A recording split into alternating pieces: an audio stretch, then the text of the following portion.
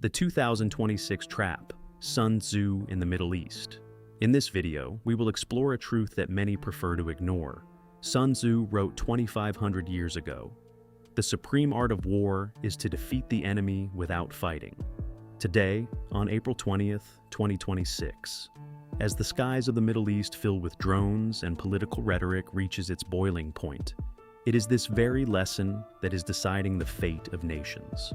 But who is truly reading the book of strategy, and who is being blinded by ideology? The master of deception.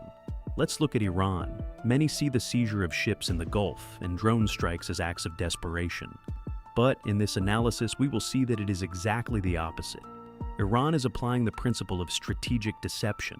They do not seek a total war that would destroy their country. They seek the exhaustion of their adversary.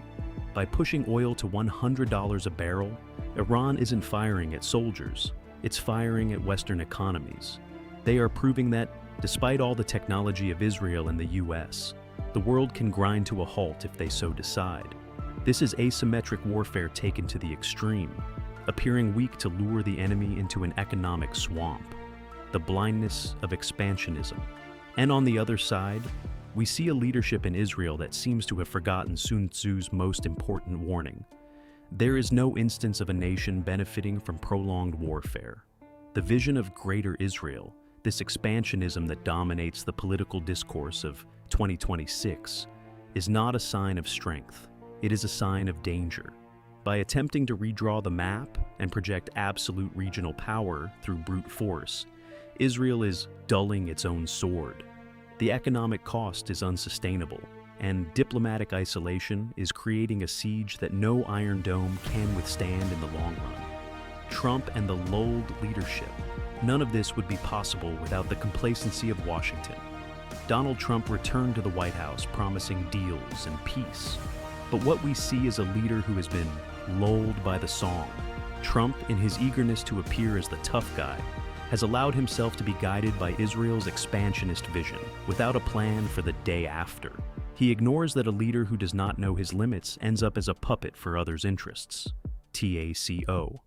By blindly supporting megalomaniacal plans, he is leading the US into a conflict with no possible victory, only attrition, the mirror of history. To conclude, we must confront the bitterest part of this narrative. History is cyclical and at times cruel. For centuries, the Jewish people were persecuted, humiliated, and admired for their spiritual and moral resilience. But now, in 2026, the roles seem to be reversing. It is a tragedy to see how the memory of suffering is being used to justify the suffering of others. When a people who survived oppression become the architects of an expansionism that denies the existence of the other, something has broken in the fabric of history. The extremes meet, and the persecuted of yesterday risks becoming the pursuer of today, losing the moral authority that the world once recognized. Conclusion. War is not won with bombs alone. It is won with intelligence and, above all, the wisdom to know when to stop. We will continue to watch this chessboard because in 2026, peace is not just a wish, it is a necessity for survival.